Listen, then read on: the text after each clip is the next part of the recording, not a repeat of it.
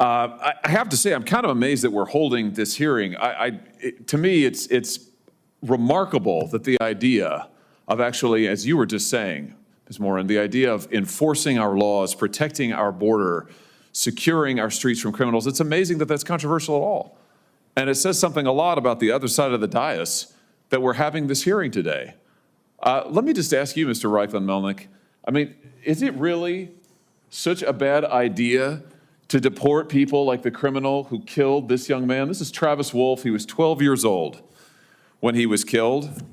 He was mowed down, and I do mean mowed down, in a car by an illegal immigrant, 12 years of age, walking along a sidewalk in my state of Missouri, mowed down by an illegal immigrant who I think also had a prior criminal record. Is it such a bad idea to deport the person who killed him? Any person who commits a heinous crime should suffer the consequences under the law. Good. What about Officer David Lee?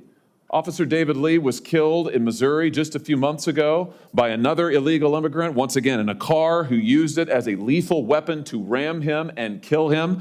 Is it so wrong, such a bad idea to deport the illegal immigrant who killed this good man? Again, any person who commits an awful act should face the full force of the law. And We've had multiple otherwise. stabbings in the state of Missouri at laundromats in O'Fallon, Missouri, where innocent civilians were going to do their laundry of an evening and were attacked with knives, slashed, bled, stomped upon. Should the illegals who did that, should they not be deported? No, as I said, if you commit an offense, you should face consequences. But the overwhelming majority of the 13 million people here today We've had officers assaulted in Kansas City on the other side of the state who have been assaulted by illegal immigrants. One officer required over 100 stitches to the head, a police officer, earlier this year. Should the illegal immigrant who did that not be deported?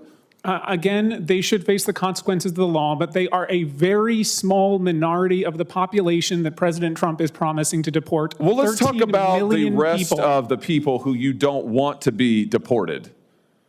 You said in an article that you wrote recently, new report shows devastating costs of mass deportation. You wrote this in October. Do you remember this piece? Yes, that is a summary of our report that we published so in this piece, and it's also in your written testimony, you talk about how much the economy will lose if the United States actually enforces our immigration laws and deports folks who are here illegally. And I want to quote you now. You say some industries would be particularly hard hit, including construction, agriculture, and hospitality, which combined would lose more than 2.5 million workers.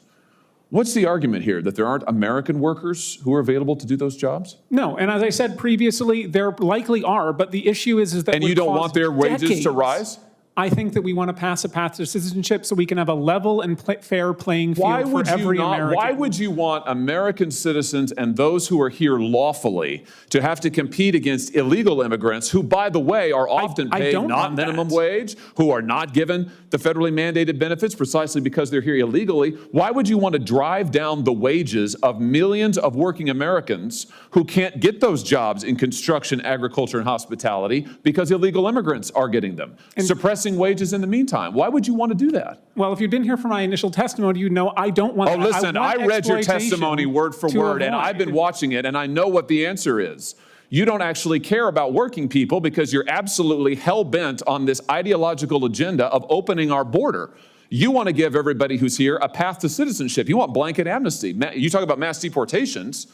That's your word, not Trump's. You want mass amnesty, right? It's right here in your testimony. We want a path to citizenship for people who pass a background check, who pay a fine. That's amnesty, who you just said there's millions of people, 13 million people. Right, 13 million people you want to dump into the labor force. They are already who will drive in the labor force, illegally, Senator. They're here, yes. taking jobs from American citizens. And so, perfect. This. So here's your plan. So just if you're wondering, America, here's the Democrats' plan.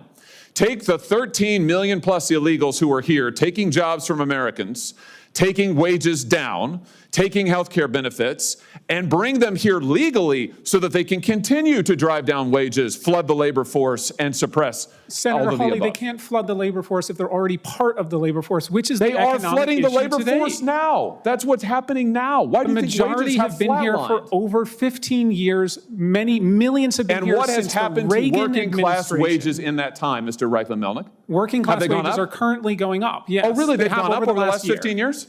Over the They're last up? 15 years, I will have to consult the economists on that matter. Yeah, they're down, way down. What world do you live in?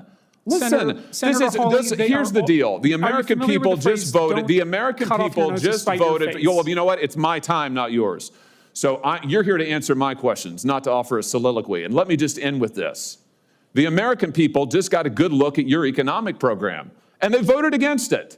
We've had an open border for the last 4 years. We have had de facto amnesty, as you yourself just said, for the last 15 plus years. It has been a disaster. People have died because of it. Wages are lower because of it. Our streets are in chaos because of it. And now you and the Democrat Party just say more of the same, more of the same. Let's double down. I would just say to you, I think that's insanity. I think it's total insanity, and the American people do too.